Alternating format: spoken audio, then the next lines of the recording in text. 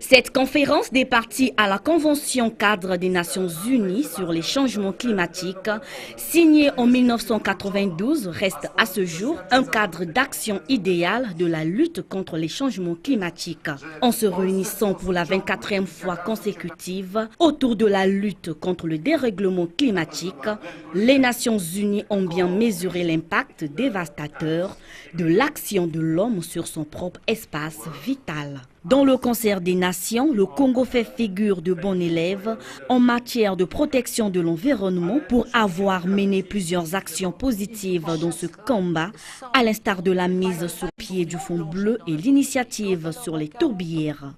Voilà qui justifie la présence de son ministre des Affaires étrangères, venu représenter le chef de l'État congolais Denis Sassou Nguesso. Dans son allocution, le secrétaire général de l'ONU, Antonio Guterres, a indiqué que le changement climatique est le problème le plus grave auquel nous devons faire face.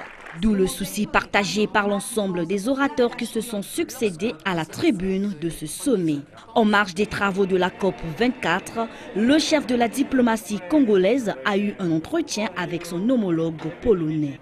Le raffermissement des relations bilatérales entre le Congo et la Pologne, basées sur la coopération économique, a été au cœur de cette entrevue. Les deux personnalités ont notamment évoqué la possibilité de développer la coopération dans les domaines des mines, de la formation des cadres, des échanges commerciaux. Jean-Claude Gakoso et Jacinth Christophe ont également envisagé les visites officielles réciproques et l'exemption de visa pour les détenteurs de passeports diplomatiques.